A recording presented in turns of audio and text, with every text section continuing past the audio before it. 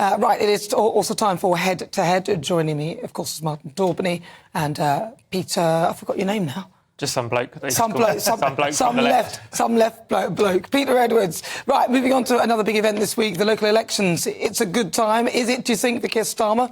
The Labour overtake the Conservatives to become the largest party of local government, picking up more than 500 seats. It's been a turbulent past year for the Tories, tainted by economic turmoil, strikes and ministerial misconduct. Let's talk about the leaders as well. I mean, it's been a bit of a joke, which may have contributed to them losing over 1,000 councillors. And the Labour leader has claimed that his party's performance sets them on course for a Labour majority at the next general election. So going head-to-head with me this afternoon, I'm going to start with you, Martin Daubney. Do you think this sets them up 1,000? The Tories have lost over 1,000 seats. The Tories got hammered, and I think they deserved it.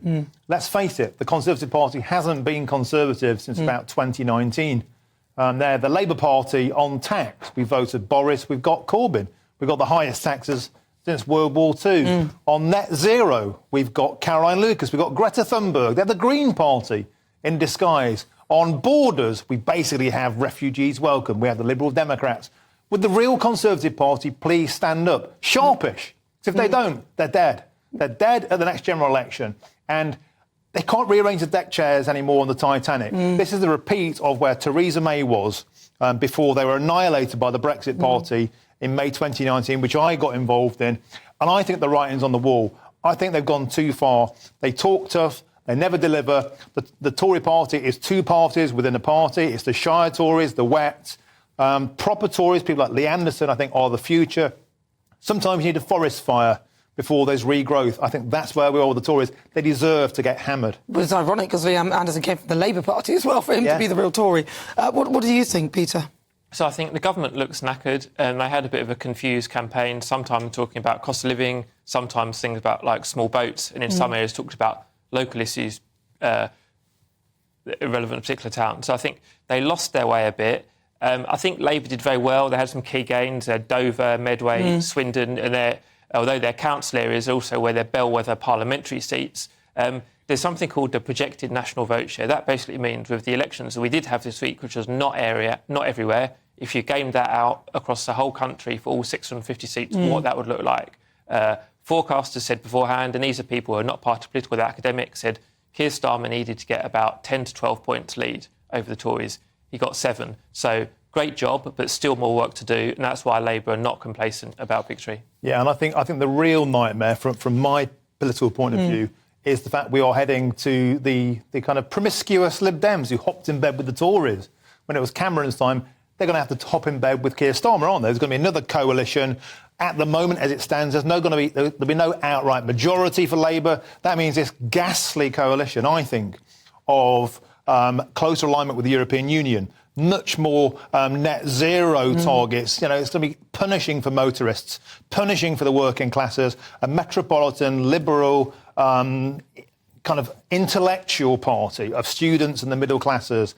There's no one standing up for the working classes. We need a political revolution. And if we're going to sleepwalk into a coalition of chaos led by a liberal party that basically wants Britain to be open to the world, higher taxes, punish the wealthy, brain drain the best people out of the country, because that's the way it's going to go, I think we're heading for dark times. But the Conservative Party needs to wake up pronto. But they're not doing much better. I mean, Rishi Sunak presides over a government that has given us the highest taxes since the war. That's right. So, to be honest, can Labour do any worse, do you think? Well, Labour can do a lot better, but I thought Martin had a particularly apocalyptic scenario, which let's talk about that for a sec. So, at the moment, it could be a hung parliament. That's clearly not good enough, but as I said, Labour are not complacent. There's shadow ministers filling the airways this weekend, telling everyone they're not complacent. I think the prospects of a coalition are pretty much non-existent. Labour have already ruled out a coalition with the SNP. You can't do deals with people who want to break up UK. I'd imagine they'll have to do the same if they haven't already with the Lib Dems. And the reason for that is twofold. One, people vote for a single party, not two. And secondly, there are a lot of frontbenchers now who are very experienced, and they served through the Ed Miliband era. And Ed Miliband, much like him, was quite slow to rule out a coalition with the Scots Nats. So this time, I think I'd encourage Labour to be a lot quicker in ruling out a coalition. But do you not think there might be the potential for the Tories to actually do quite well and then do a coalition with the Liberal Democrats rather than the Liberal Democrats and the Labour?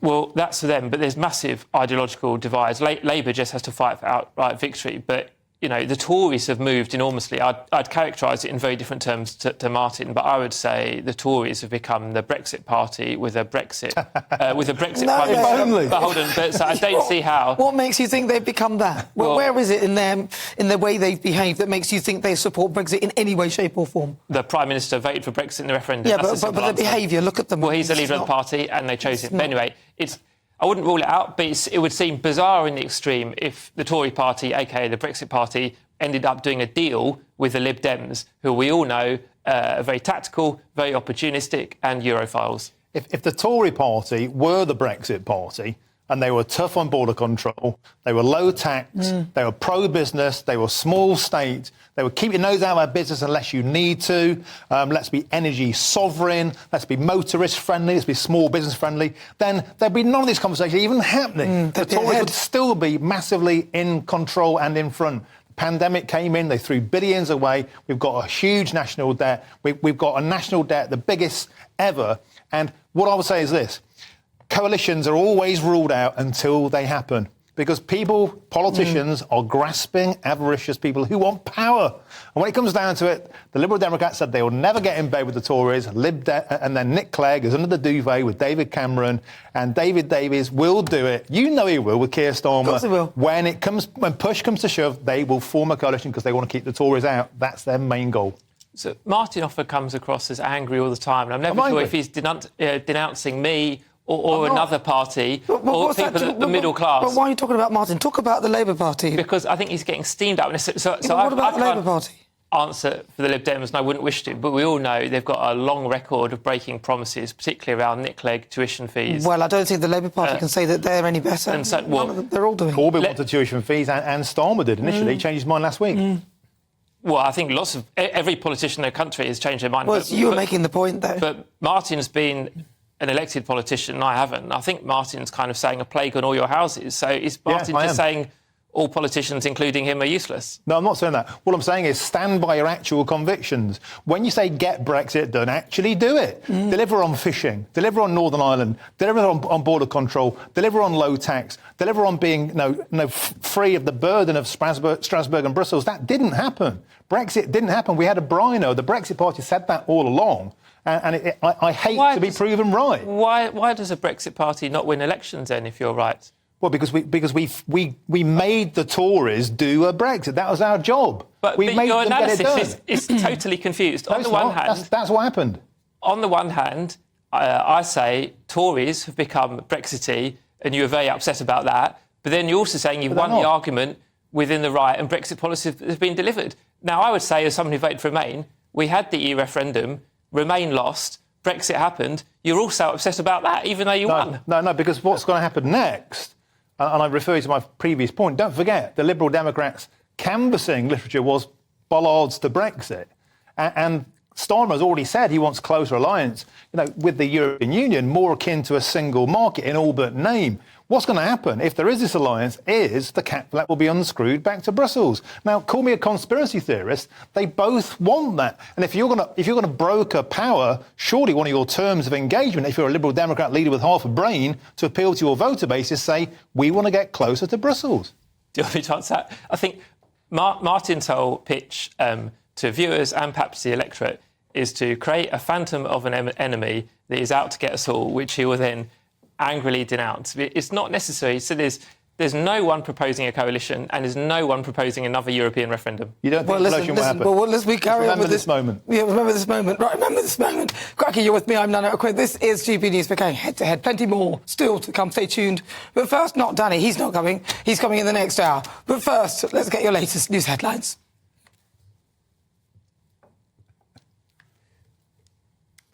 The news is on the way. Stay tuned. Remember, keep your thoughts coming. Email gbviews@gbnews.uk or tweet me at GP News. We'd love to hear your thoughts and your opinions.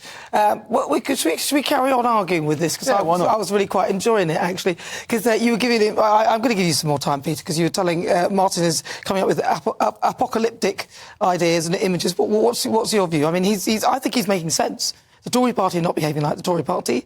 The Labour Party are probably behaving slightly more like the Tory party, but then they are the Labour Party, and at the end of the day, they always spend more money than the Tory party. And then you've got the Liberal Democrats who can never make up their mind, and they need two sides to balance it. Do you really believe that the Labour Party actually will have got what it takes to win? Labour absolutely has what it takes to win, but it's not there yet. The tough part for me is that both your analysis and Martin's always kind of embraces so much that there's always 10 things I want to disagree with. Or disagree with at least one at a time. One or two. So Labour could win the election. Clearly, it did quite well this week, but needs to do better. There are a lot of undecideds that were really, I think, going to determine the outcome, and that's why a lot of academic folk are poring over council results, what it means nationally. But let's go back to the point we've just covered. Martin's fears about a coalition. Well, I'm 41, there's been one in my lifetime, and an EU referendum, I'm 41, there's been one in my lifetime. These things are not London buses, they don't come round very often.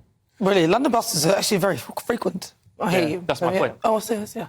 Yeah, but don't forget as well, DUP did a power broking deal with Theresa May, so that's actually two power broking coalitions to make sure power got over the line when Theresa May did a disastrous election in 2017 She was a disaster. along at the Brexit fault line once again. So these things do happen. There are two very recent precedents. I predict it's going to happen again. Well, we'll see what happens.